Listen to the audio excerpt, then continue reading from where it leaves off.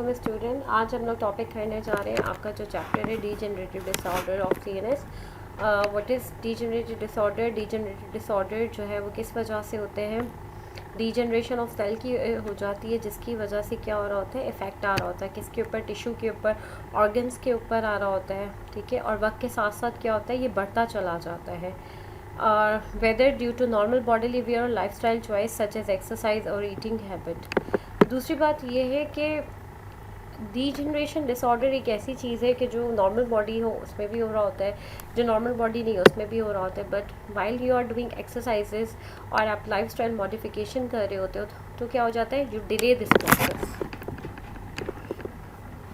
Degeneration disease में आपके Parkinson आ जाते हैं, अल्जाइमर्स आ जाता है, हंटिंगटन डिजीज़ आ जाता है और मल्टीपल स्क्लेरोसिस आ जाता है। आपके कंटेंट के अंदर जो दिए में पार्किंसन है, अल्जाइमर है और मल्टीपल स्क्लेरोसिस है, तो हम लोग क्या करेंगे कि ज़्यादातर फोकस आपके कंटेंट्स पर ही रहेगा। पार्किंसन डिजीज़ क्या होता है, प्रोग्रेसिव डिजीज़ होता है नर्वस सिस्टम का, जिसके अंदर tremor, muscular rigidity, slow imprecise movement chiefly affecting middle age and elderly people. ठीक है, और ये किससे एसोसिएटेड होता है, डीजनरेशन होना स्टार्ट हो जाती है जो बेसल गेंगलिया होता है ब्रेन का, और न्यूरोट्रांसमीटर्स डोपामिन की क्या हो जाती है, डेफिशिएंसी हो जाती है। तो उसकी वजह से क्या हो रहा होता है, पार्किंसन हो रहा होता है।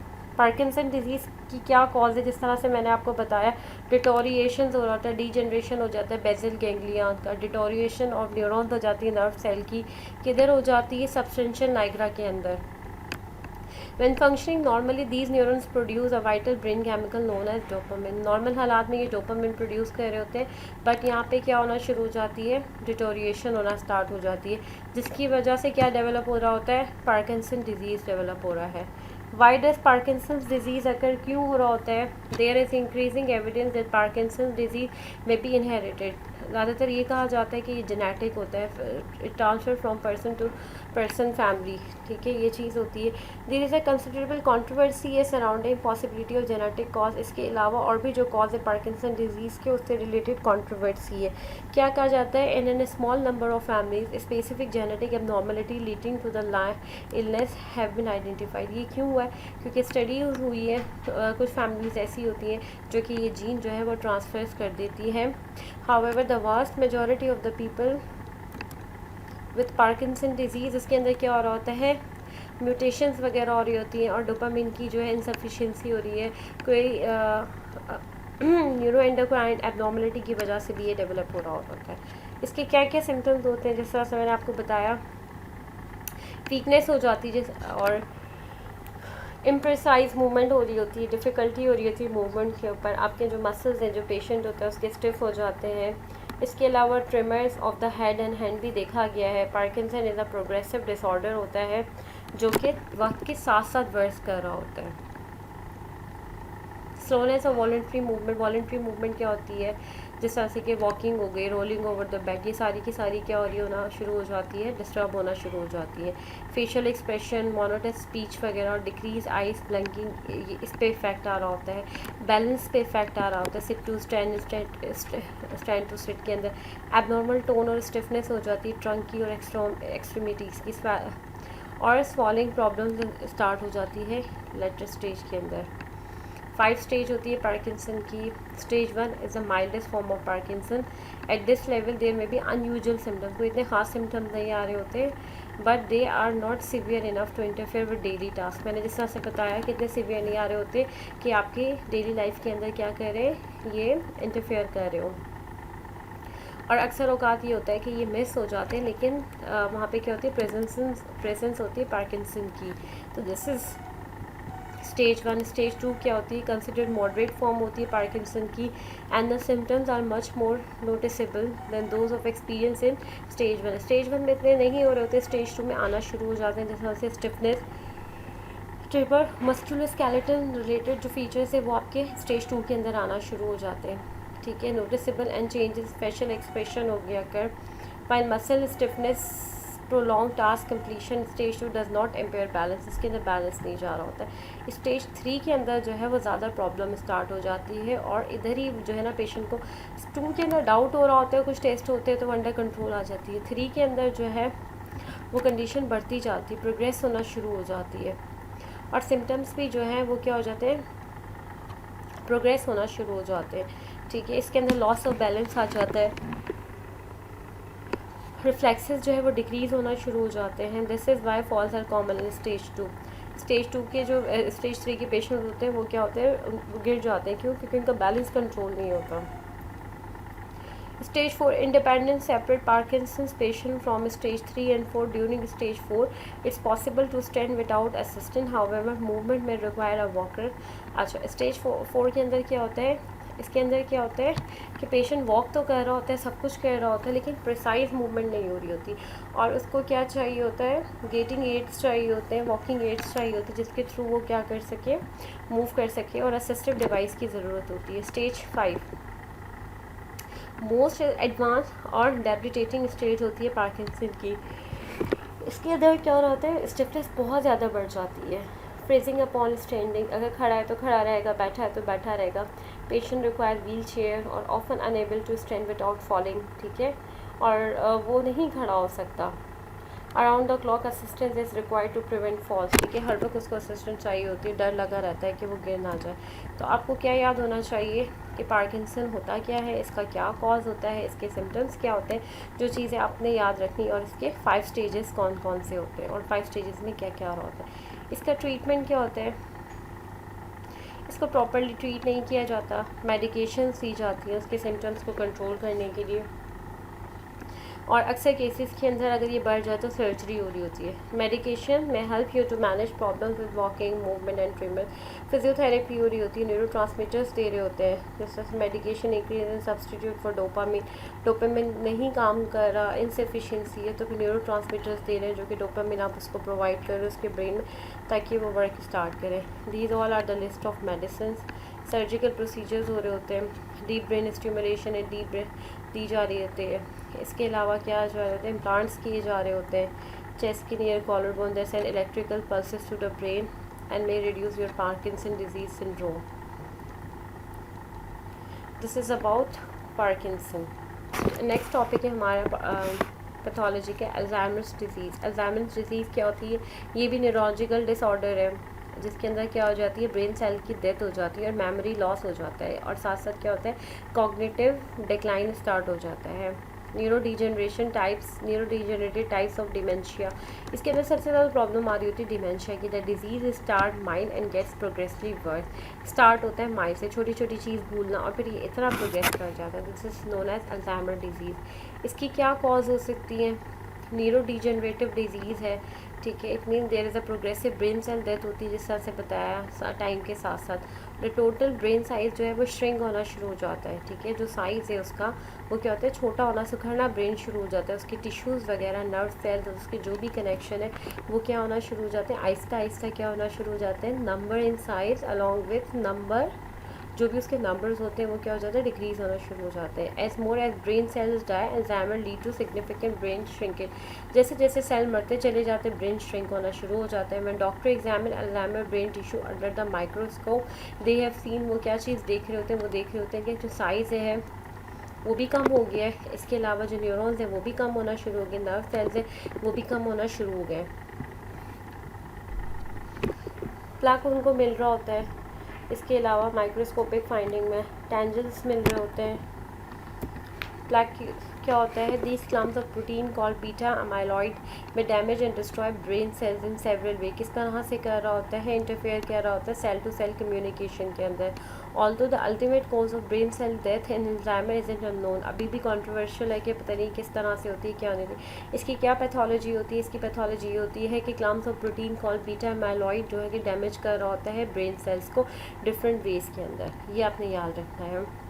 The ultimate cause of brain death in Alzheimer is known, अभी तक कुछ नहीं पता।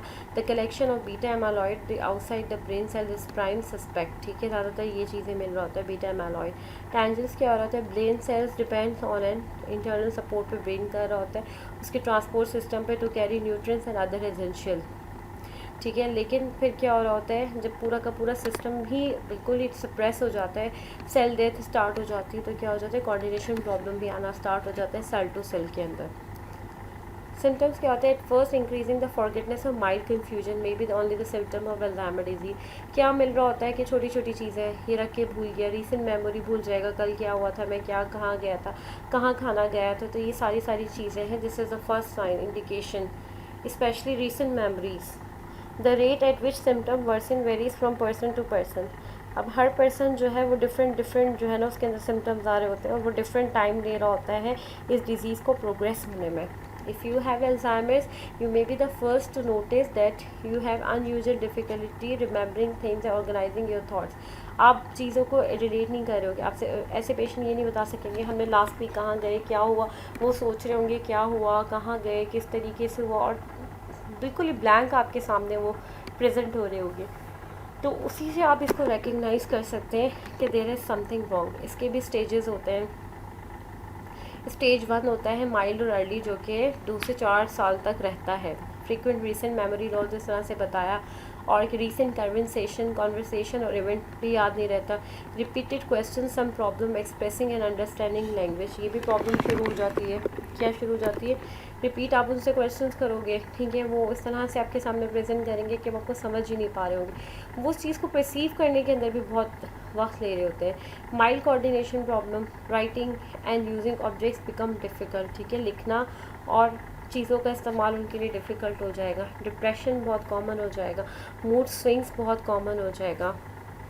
रिमाइंडर्स चाहिए होगा उन्हें डेली एक्टिविटीज़ के लिए। And may have difficult driving, ये सबसे इंपॉर्टेंट है कि क्या क्या उनके फीचर्स है। स्टेज 2 क्या होता है? मॉडरेट और माइल्ड होता है, जो कि 10 साल का अरसा गुजारता है। Can no longer cover up problem. इसके अंदर क्या हो रहा होता है? परसिस्टेंट मेमोरी लॉस, मुस्तकिल जो है ना वो भूल जाएगा, और including forgetfulness about person's history, inability to recognise friends and family, ना फ्रेंड्स को पहचानेगा, फैमिली को पहचानेगा, उसकी स्पीच डिफ़िकल्टी आ रही होगी। अनयूजुअल रीजनिंग कन्फ्यूजन उसके अंदर हमेशा रहेगी रिगार्डिंग द करंट इवेंट, जो भी अभी हुआ है, टाइम प्लेस से रिलेटेड, मैं कहाँ हूँ, इस वक्त क्या टाइम हो रहा है, he always seems confuse. Most likely to become lost in familiar settings, experience sleep disturbance हो रहा होगा, change in mood behaviour, altered, ये सारी की सारी चीज़ें आ रही होंगी। स्टेज 3 जो कि सीवियर स्टेज होती है, वो तकरीबन काफ़ी अरसा रहती है। मतलब इधर तो लिखा हुआ 1 to 3 years, लेकिन जो मैंने देखा है तकरीबन it last 4 to 5 years। Confused about last, past and present, ना पिछला कुछ याद रहेगा, ना आज का याद रहेगा, ना वो कम्युनिकेट कर पाएगा, ना वो प्रोसेस कर पाएगा इंफॉर्मेशन की। अच्छा, generally incapacitated with severe to total loss of vertebral skill, उसकी स्किल्स ही ख़त्म हो जाएगी। Unable to care for her self, बिल्कुल ही अपनी केयर नहीं कर रहा होगा। इमोबाइल हो जाएगा, खाना नहीं खा पाएगा, यूरिन होल्ड नहीं कर पाएगा, बीमार हो जाते हैं ऐसे patient. Extreme problem with moods के साथ, बिहेवियर के साथ, और उनको क्या शिज़ोफ्रेनिया, हेलुसिनेशन, डिलीरियम, ये सारी की चीज़ें उनको स्टार्ट हो जाती है। और जो स्टेज 3 पार्किंसन के अल्जाइमर के अंदर होता है, उनको कंटिन्यूसली 24/7 क्या चाहिए होता है? एक अटेंडेंट चाहिए होता है, एक सपोर्ट, ताकि उनकी केयर हो सके। How it can be treated? It's a complex disease, तो इसको ट्रीट करना obviously very difficult, and it is unlikely that any one drug और other intervention can successfully treated, but ये डिपेंड कर रहा होता है किसके ऊपर कौन सी सूट कर रही है। समटाइम कोई एक ड्रग सूट कर जाती है, और समटाइम ऐसे पेशेंट होते हैं जिस पे कोई भी ड्रग सूट नहीं कर रही होती। Current approaches focus on helping people maintain mental function, manage behaviour symptom and slow and delay of symptom disease. ये ड्रग्स यूज़ हो रही होती है, हमने फार्माकोलॉजी पे फोकस नहीं करना। नेक्स्ट आपके जो करिकुलम के अंदर है वो है आपका मल्टीपल स्क्लेरोसिस, जो कि अनप्रेडिक्टेबल डिजीज़ है, often disabling disease of the central nervous system that disturbed. ये ईमान अली, एक आबिद अली की बेटी है, उसके साथ यही प्रॉब्लम है। The flow of information with the brain and between the brain and body, information जो है ना डिलेड आ जाता है brain to body and body to brain. इसके अंदर क्या होना शुरू हो जाता है? डैमेज होना शुरू हो जाता है myelin coated around the nerve fibres के अराउंड, जो माइलिन शीट होती है जो कंडक्शन प्रोवाइड कर रही होती है, वो क्या होता है? डैमेज होना स्टार्ट हो जाता है। सेंट्रल नर्वस सिस्टम इफेक्ट होना शुरू हो जाता है, and to the nerve fibre themselves interfere with the transmission of nerve signal. Simple सी बात है, माइलिन शीट जो है वो क्या होगी, रप्चर होना शुरू हो गई, तो फिर क्या होगा, कंडक्शन प्रॉब्लम स्टार्ट हो जाएगी, नर्व सिग्नलिंग के अंदर प्रॉब्लम आ जाएगी, किसके बीच में, between brain and spinal cord and the rest of the body, coordination problem हो जाती है। इसकी क्या ट्रीटमेंट होती है, ऐसा कोई ट्रीटमेंट नहीं होती है। फिजियोथेरेपी इसके अंदर बहुत इंपॉर्टेंट वैसे रोल प्ले कर रही होती है, बट डिपेंड कर रहा होता है कि पेशेंट किस स्टेज के अंदर है, कितना मोटिवेटेड है। Treatment typically focus on speeding recovery from attacks. इसके अटैक्स होते हैं उससे बचाना होता है, इसके अटैक्स में ये होता है पेशेंट की बॉडी इतनी स्टिफ हो जाती है, बिल्कुल ही कोऑर्डिनेशन लॉस हो जाती है, जैसे कोई मुर्दा आपके सामने पड़ा हो। और some people have such mild symptom that no treatment is necessary. कुछ लोगों को बिल्कुल थोड़े सिम्टम्स होते हैं जिसकी नहीं होती है ज़रूरत, स्टेरॉइड्स वगैरह दे रहे होते हैं, प्लाज्मा एक्सचेंज कर रहे होते हैं। तो this is about the Alzheimer disease.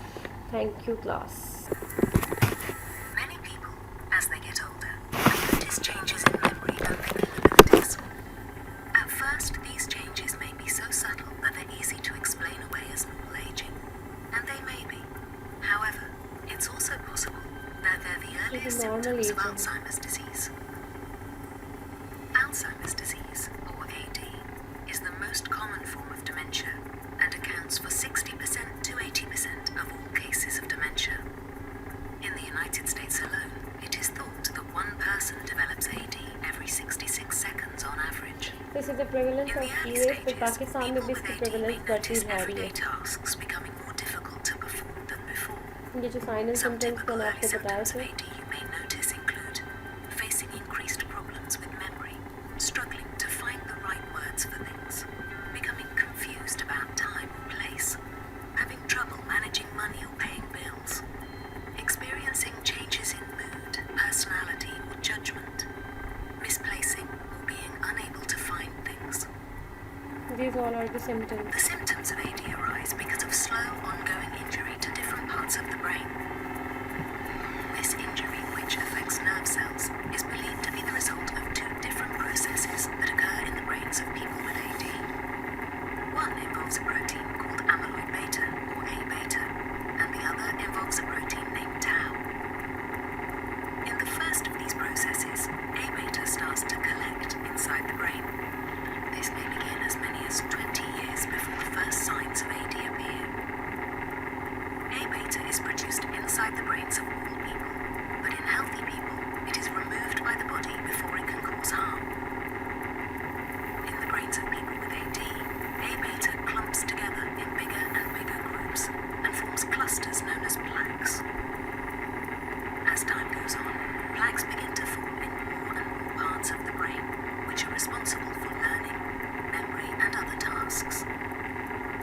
The second process, involving tau protein, begins about 15 years before the first signs of AD appear. Tau normally plays a helpful role in the brain. However, in people with AD, tau becomes altered and forms tangles within nerve cells. These are the pathology of Alzheimer's Eventually, the disease. processes involving A-beta and tau can injure nerve cells. As this injury affects one brain region after another, it leads to the appearance of symptoms you may recognize. AD is a disease that progresses over time, leading to worsening symptoms and can ultimately cause death. However, studies suggest that early diagnosis and intervention could potentially slow the course of AD मैं आपको and may help बताया था, protect early the brain diagnose from होकर further फिर start injury. करें तो prevent किया जा Further, सकता है। an early diagnosis allows you to consider participating in a clinical study investigating new potential treatments. Today, there are tools available that might help doctors diagnose AD in its early stages, including various lab tests, तो कौन से written testing tests, होते हैं and ये भी बता interviews. रहे हैं। To confirm whether you have AD, your doctor may order an imaging study known as PET-CT, which can spot A-beta plaques inside the brain. Your doctor may also request a procedure to test a sample of your spinal fluid for CSF abnormal fluid levels of analysis. A-beta and tau. Spinal fluid is a clear, colorless body fluid found in the brain and spine. CSF analysis. Currently, the only approved therapies for AD help address some of its more advanced symptoms. However, there are ongoing efforts to develop treatments that, if approved, may delay, stop, or prevent the progression of AD.